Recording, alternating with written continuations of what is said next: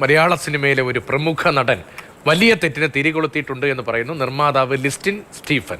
ആ തെറ്റിനി ആവർത്തിക്കരുത് എന്ന് പേരെടുത്ത് പറയാതെയാണ് ലിസ്റ്റിൻ സ്റ്റീഫൻ ഇങ്ങനെ ഒരു വിമർശനം ഉന്നയിക്കുന്ന ഒരു സിനിമാ പരിപാടിക്കിടെയാണ് ലിസ്റ്റിന്റെ ഈ പ്രതികരണം. പക്ഷേ അത് സ്വാഭാവികമായിട്ട് ഒരുപാട് സംശയങ്ങൾ, വെറുതെ ആളുകളുടെ മേൽ സംശയങ്ങൾ ഉണ്ടാക്കുന്നു എന്നതാണ് പ്രധാനം. നമുക്ക് എന്താണ് ലിസ്റ്റിൻ പറഞ്ഞതെന്ന് കേൾക്കാം ആദ്യം. മലയാള സിനിമയിൽ വന്നിട്ട് 10-15 വർഷമായി ഇന്നും കുറെ സിനിമകൾ ചെയ്തിട്ടുണ്ട്. മലയാള സിനിമയിലെ ഒരു പ്രമുഖ നടൻ വലിയ തെറ്റിലേക്ക് ഇന്ന് തിരികൊളുത്തിയതാണ്. സോ ഒരു വലിയ മാലപ്പടക്കത്തിൽ ഇന്ന് തിരികൊളുത്തിയേക്കാണ്. സോ അതൊരു വേണ്ടായിരുന്നെന്ന് ഞാൻ പറയുമ്പോൾ ആ നടൻ ഇത് കാണും.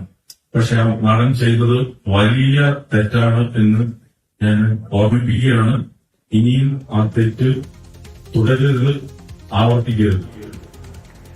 റിയ വിവരങ്ങളുമായി കൊച്ചിയിൽ നിന്ന് ചേരുന്നുണ്ട്. റിയ, നമുക്കറിയാം ഇപ്പോൾ ഈ ലഹരി കേസുകൾ വരുന്നു, അല്ലെങ്കിൽ ഹേമ കമ്മിറ്റിയുമായിട്ടൊക്കെ ബന്ധപ്പെട്ട് വരുമ്പോൾ പലപ്പോഴും ഉന്നയിച്ച് ഇങ്ങനെ ഒരു കാടടച്ച് വെടിവെക്കലാണ് സിനിമയിലുള്ളവർ ഇങ്ങനെ, അല്ലെങ്കിൽ ഇത് ചെയ്യുന്നവർ മുഴുവൻ ഇങ്ങനെ. അപ്പോൾ ഇതാരാണ് സംശയം? നമുക്കറിയാലോ ഇന്നത്തെ കാലത്ത് എന്തെങ്കിലും ഒരു മരുന്ന് കിട്ടിയാൽ മതി, പിന്നെ സോഷ്യൽ മീഡിയയിൽ അത് പ്രയോഗിച്ചുള്ള കഥകളുടെ ഒരു വലിയ ഘോഷയാത്ര തന്നെ നടക്കും.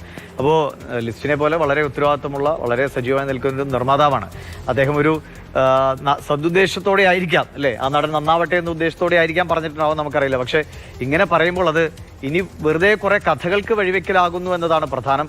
ഇതെന്താണ് ഇങ്ങനെ പറയാനിടയായ ഒരു സാഹചര്യം? ഈ നിർമ്മാതാക്കളടക്കം മറ്റു ആളുകളുടെ ഭാഗത്ത് നിന്ന് പ്രതികരണങ്ങൾ എന്തെങ്കിലും വരുന്നുണ്ടോ?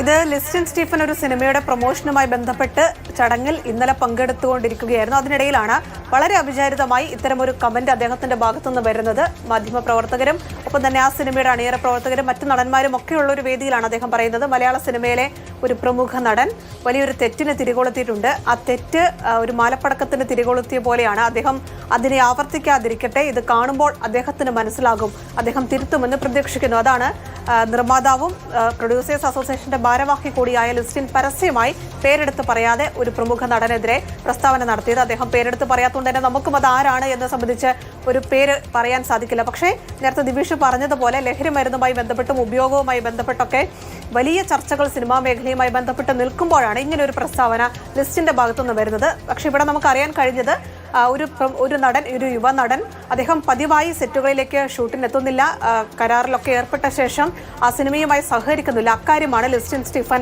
ഇവിടെ സൂചിപ്പിച്ചത് എന്നുള്ളതാണ് നമുക്ക് മനസ്സിലാക്കാൻ കഴിയുന്നത്. എന്തായാലും ഇതിനെതിരെ സാന്ദ്ര തോമസ് അടക്കമുള്ളവർ വലിയ വിമർശനം ഉന്നയിക്കുന്നുണ്ട്.